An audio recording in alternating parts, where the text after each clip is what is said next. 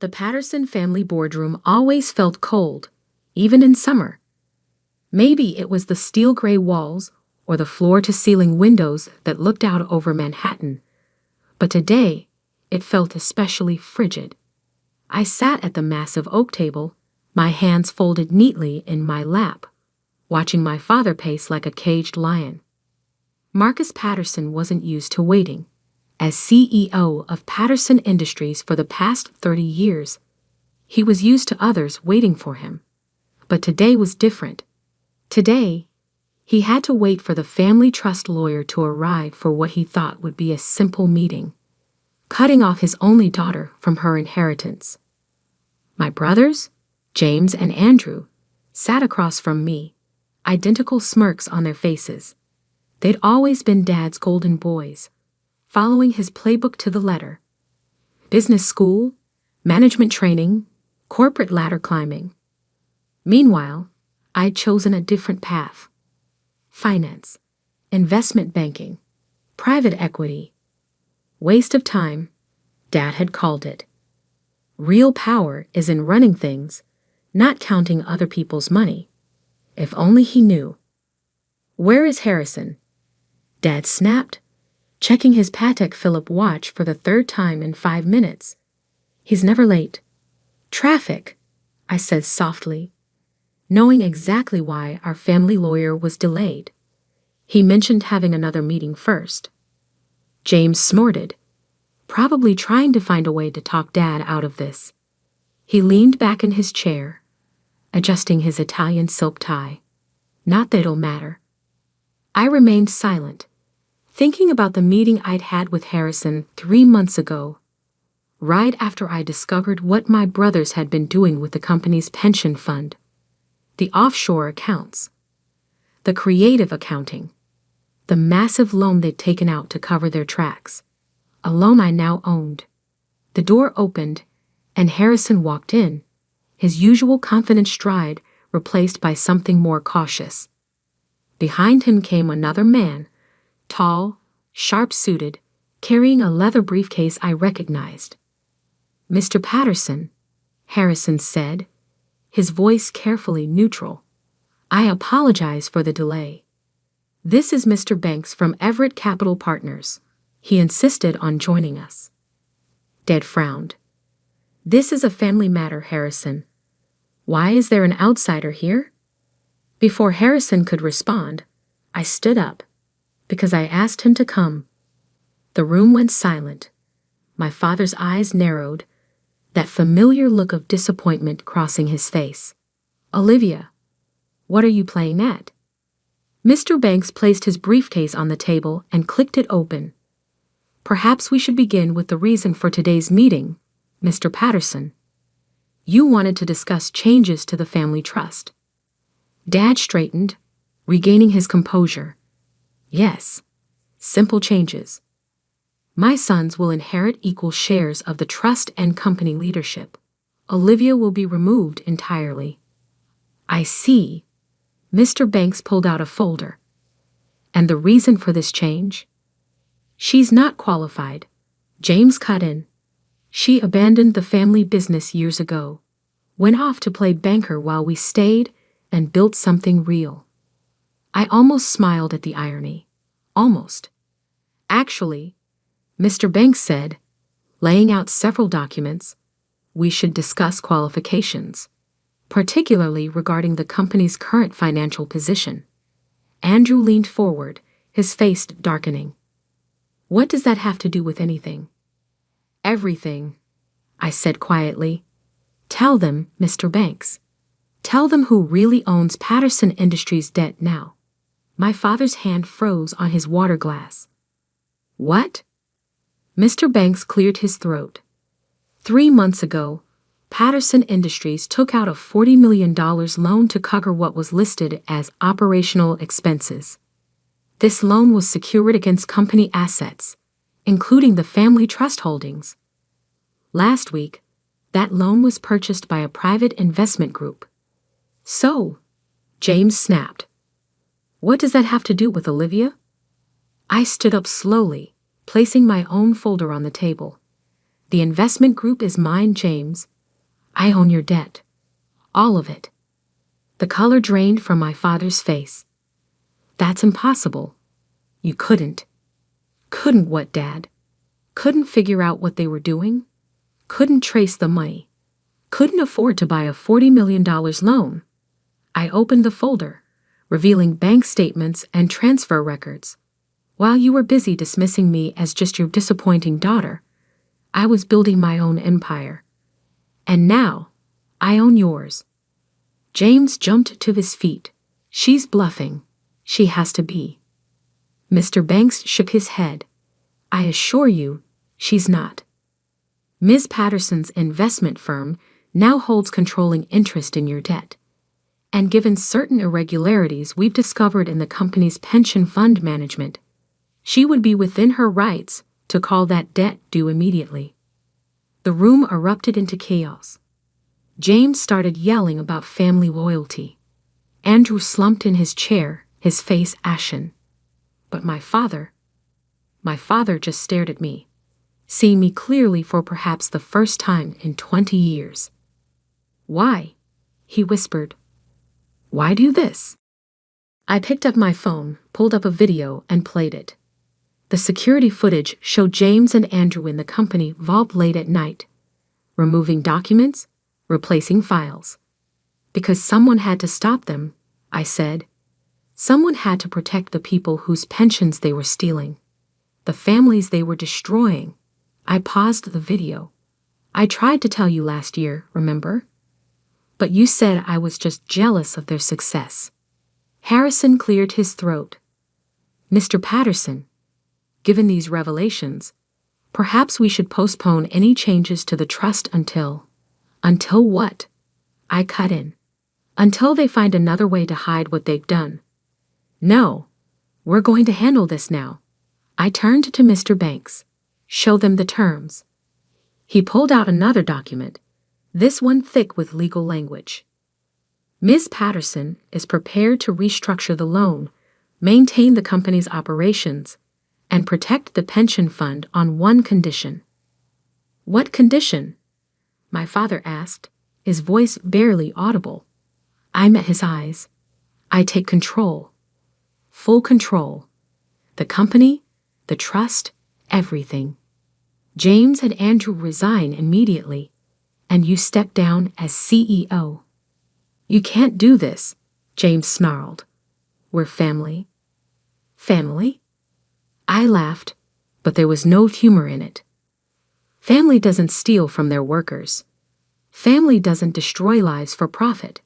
And family, I stood up, gathering my things, doesn't throw away their daughter without consequences.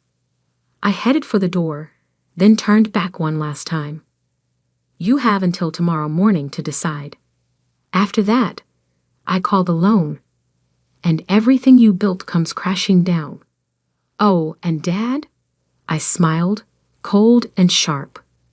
It turns out I can read a financial statement after all. As I walked out, leaving them with their shock and their lawyers, I thought about the long game I'd played. The years of being underestimated, dismissed, pushed aside. They thought they were teaching me my place in the world. Instead, they taught me how to take their world apart. The next morning dawned cold and clear, the kind of October day that makes Manhattan feel like it's made of glass and light. I sat in my corner office at Blackwood Investment Partners, 40 stories above the city, watching the sun glint off neighboring buildings while I waited. The antique clock on my wall, the only thing I'd kept from my old office at Patterson Industries, showed 8:57 a.m. The deadline I'd given my family was 9:00 a.m. 3 minutes until I found out if they were ready to face reality, or if I needed to start dismantling their empire. Sophia, my assistant, buzzed through on the intercom. Miss Patterson? Your father is here. Alone. Interesting. Send him in. The door opened, and Marcus Patterson walked in. He looked older than he had yesterday, the lines around his eyes deeper, his shoulders slightly stooped. Gone was the commanding presence that had dominated boardrooms for 3 decades. In its place stood a man realizing his kingdom was built on sand. Olivia. He stopped a few feet from my desk, uncertain for perhaps the first time in his life. I didn't stand, didn't offer him a seat, just watched him, remembering all the times I'd stood in his office trying to earn a scrap of approval. "The papers are signed," he said finally, placing a thick envelope on my desk. "Full control of the company, the trust, everything. James and Andrew submitted their resignations this morning." I picked up the envelope but didn't open it. "Where are they?"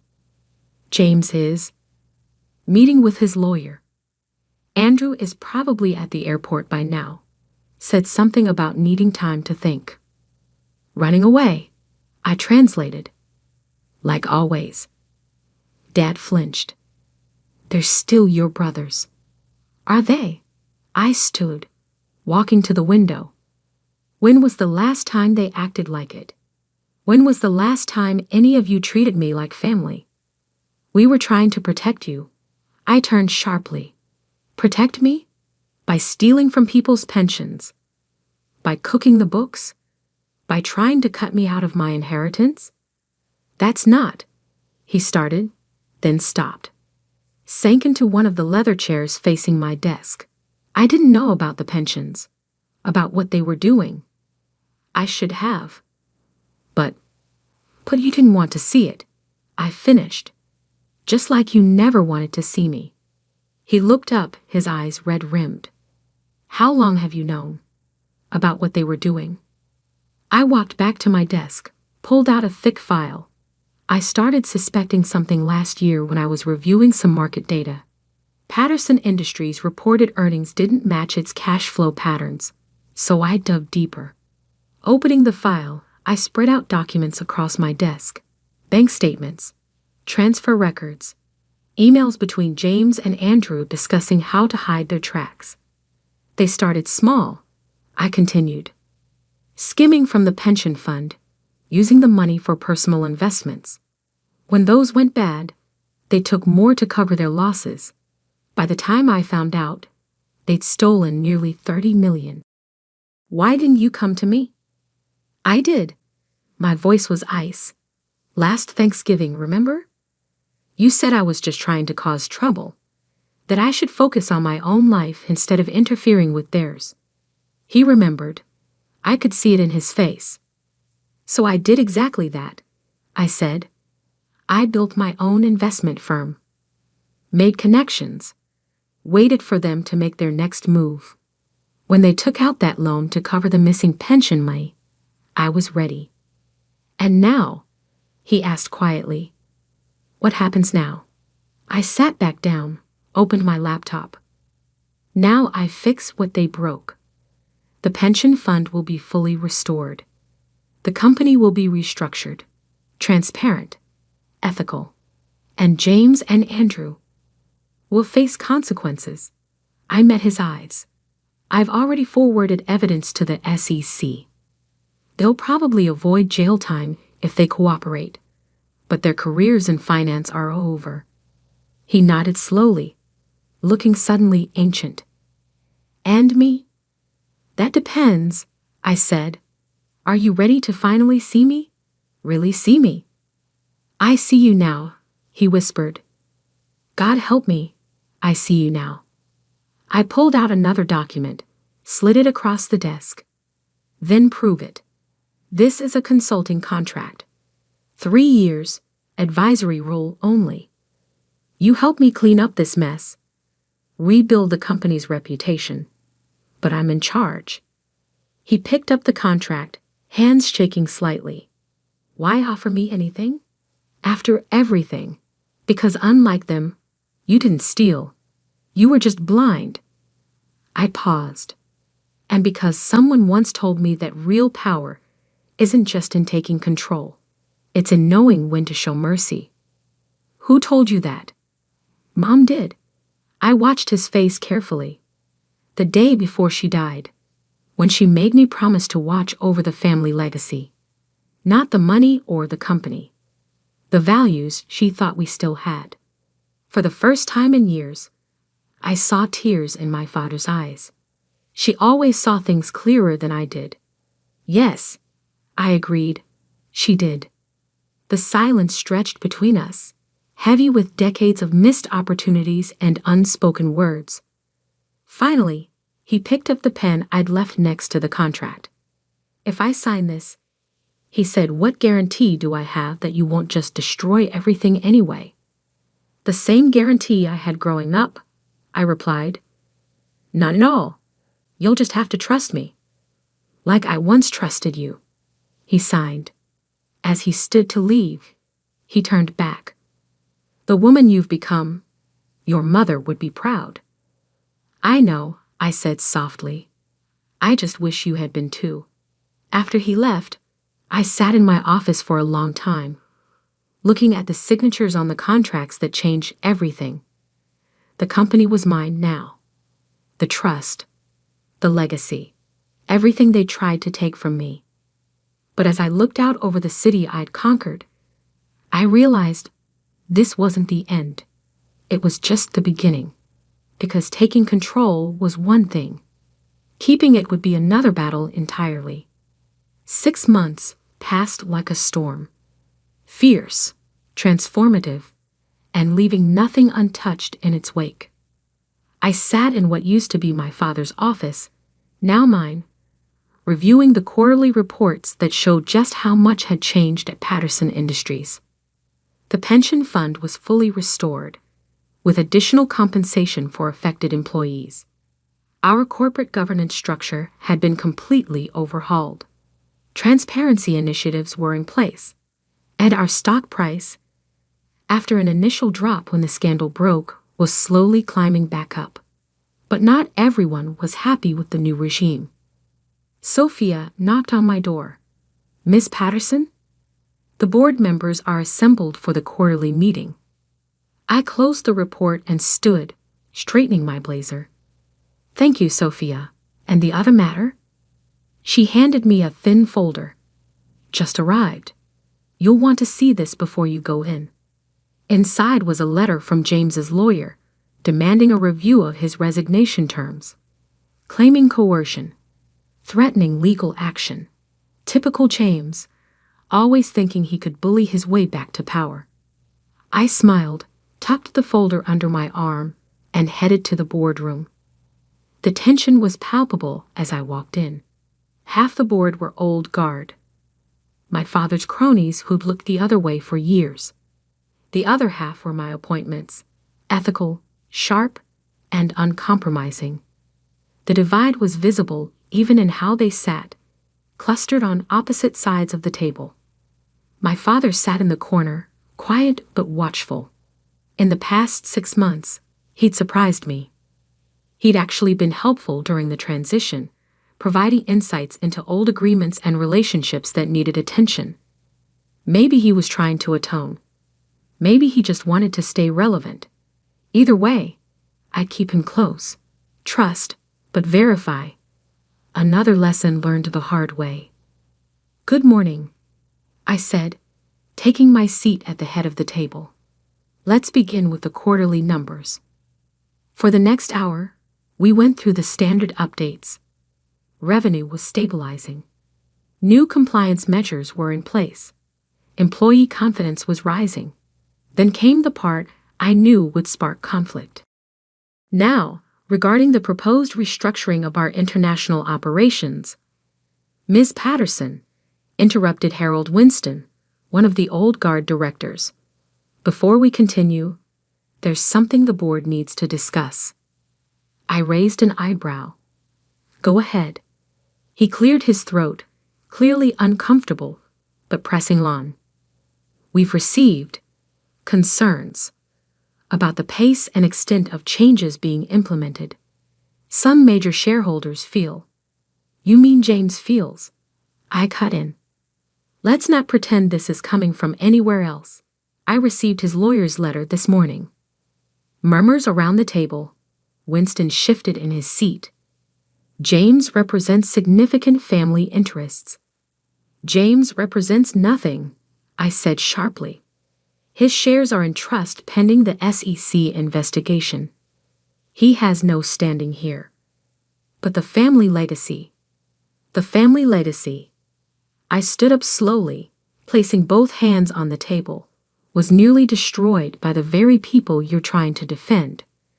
Or have you forgotten about the stolen pensions? The fraudulent reports? The families who almost lost everything? Silence fell. Even Winston looked away. I opened my laptop, turned it to face the board. Since we're discussing family interests, let me show you something. On the screen was a series of emails. Old ones, dating back years, showing board members, including Winston, being warned about irregularities in the company's finances. Warnings they'd ignored. I've been very generous, I continued. When I took control, I could have cleaned house entirely, reported everyone who turned a blind eye. But I believed in second chances. I closed the laptop. Don't make me regret that decision. The message was clear. The old guards slumped in their seats. Now, I said, sitting back down, shall we return to the international restructuring? The rest of the meeting proceeded smoothly. Afterwards, my father lingered behind. That was well handled, he said quietly. I learned from watching you, I replied. The good and the bad. He nodded, understanding the double edge in my words.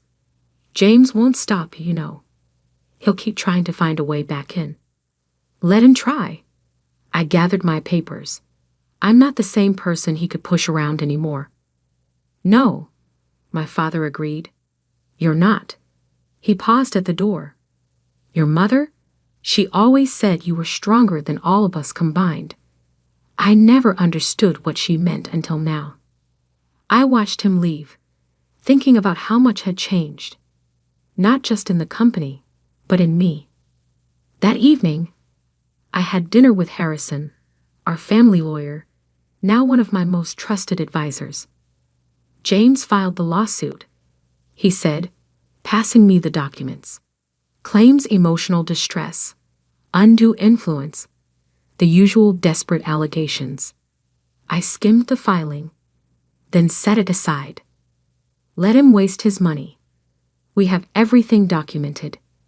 He's also been reaching out to old business partners, trying to rally support. I know. I sipped my wine. That's why I've been meeting with them myself. Amazing how quickly loyalty shifts when you show people proof they were being deceived for years. Harrison studied me over his glasses. You've thought of everything, haven't you? I had to. I looked out the restaurant window at the city lights. They taught me that. Every time they dismissed me, underestimated me, pushed me aside, they taught me to plan 3 steps ahead. And now I make sure it never happens again. I turned back to him. The company moves forward. Ethical, strong, the kind of legacy my mother would have wanted. And your brothers? They made their choices. I shrugged. Now they live with the consequences. Later that night, I stood in my office, looking at an old family photo on my desk. All of us together, smiling, before greed and power had torn everything apart. I picked it up, then deliberately placed it in a drawer. That chapter was closed. Tomorrow would bring new challenges. Competitors trying to take advantage of our past scandal. James's lawsuit to deal with. Old allies to manage and new ones to make. But I was ready. Because they tried to write me out of the family story. Instead, I'd written my own ending. And this time, I held the pen.